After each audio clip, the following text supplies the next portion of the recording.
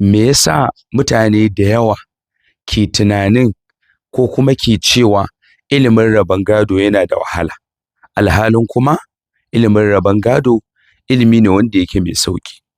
SITV hasken shirya salafiya mafita ga ɗan Adam. SITV hasken shirya salafiya mafita ga ɗan Adam. Bismillahirrahmanirrahim.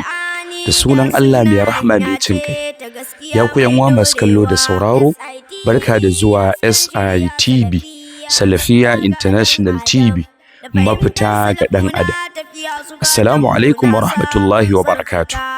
Muna masu farin cikin gabatar muku da kashi na farko daga cikin shirye-shiryenmu na addinin Musulunci ƙarƙashin sauƙaƙe ilimin rabon gado. A wannan kashi na farko za mu yi magana akan me yasa mutane da yawa ke tunanin ko kuma ke cewa ilimin rabon gado yana da wahala, alhalin kuma ilimin rabon gado ilimi ne wanda yake mai sauƙi.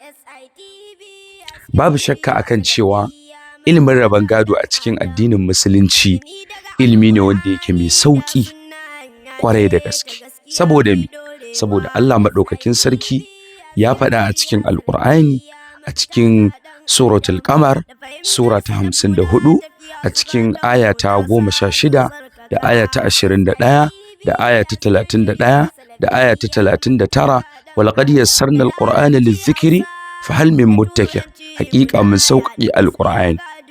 To wannan ilimi ne da yake cikin Alƙur'ani, da haka ilimi ne wanda yake mai sauƙi, kamar yadda Allah maɗaukakin sarki ya bayaninsa a cikin Suratul Nisa, Sura ta 4, a cikin aya ta 11 da 12 da ta 176. To da haka wannan ilimi ne wanda yake mai sauƙi. To amma me yasa mutane da yawa suke cewa ilimin rabon gado ilimi ne wanda yake mai wahala? Galibi saboda dalilai ne guda uku. Abu na farko, salon koyarwa, almanhajiyya, methodology, salon yadda ake koyar da ilimin ko ake koyansa. To wannan shine dalili na farko da yasa mutane suke cewa ilimin rabon gado yana da wahala. Idan ka kalli irin yadda galibi a yanzu ake koyan ilimin rabon gado, mutum ya sa littafi ya bi shi daga farko zuwa ƙarshe, ko mutum ya haddace wani littafin gado, ko kuma ya je wani course na gado ba tare da biyu tsari da ya kamata na koyan ilimin ba a hankali, mataki bayan mataki, da kuma abin da ya kamata ka fara sani kafin mai bi masa.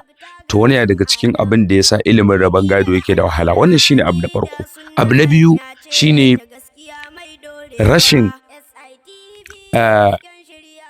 yin ilimin a aikace, wanda ake ce masa practical training, rashin yin training. Da yawa daga cikin wanda suke koyan gado ko suke koyar da gado sukan damu da nazariyat, ma'ana theory. Kawai a zo a yi abu a baki, a karanta shi, a haddace, ba tare da yin sa a aikace ana ganin sa ba. To wannan ma yana sa ilimin gado ya zamanto yayi wahala. Sannan sai abu na uku shine rashin yin amfani da waɗansu logogi ko wasu formula ko table wajen gabatar da wannan darasin. To wannan yana sa ilimin rabon gado ya ba wa mutane wahala, su dinga ganin sa yana da wahala.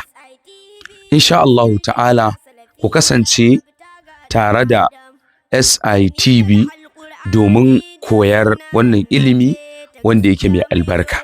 Ilimi ne wanda yake mai sauƙi, kuma insha Allahu ta'ala muna fatan inda mutum zai bibiye mu a wannan tasha tamu, to babu shakka akan zai ƙware akan ilimin rabon gado. Ku kasance da SITV Salafiya International TV mafita ga ɗan Adam. Assalamu alaikum wa rahmatullahi wa barakatuh.